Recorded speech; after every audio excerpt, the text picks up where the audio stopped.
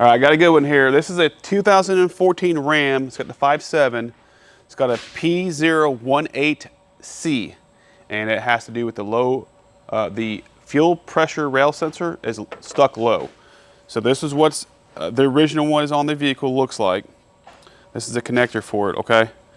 All right, so you can no longer get the same sensor. They've actually changed the sensor itself. They redesigned it, and they have a new electrical plug.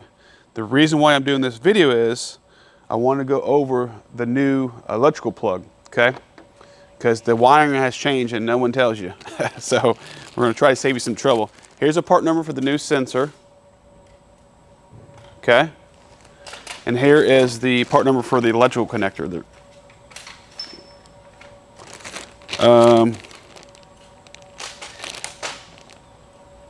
Let's look.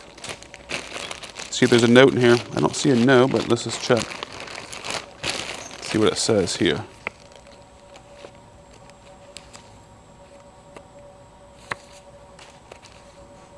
Okay.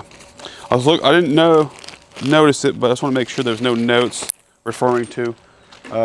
You have to when you rewire the connector, they actually change the pins where they go to in reference to the OE location. So this lives right underneath this cover here, right in the back of the engine by the brake booster area.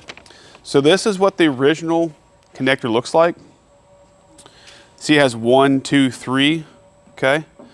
When you rewire this, the original wire that was on pin 1 now needs to go to pin 2. And pin 2 goes to pin 3, and pin 3 goes to pin 1. That's how you rewire it. So this is what it's supposed to be like from your original sensor. When you replace it with the new one, the color that was on pin 1, which will be on the diagram, goes to pin 2. Pin 2 goes to pin 3, then pin 3 goes to pin 1. If you don't do this, you'll get a check engine light for P018D for circuit high if you just wire it in original. So I know this will help you guys out because there may be videos out there, I don't know.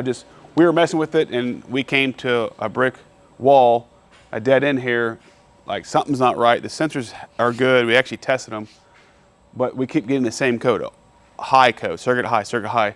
So I dug into it, I found some literature from Dodge, from the dealer, stating to rewire the pins, and that's why I'm bringing it to you.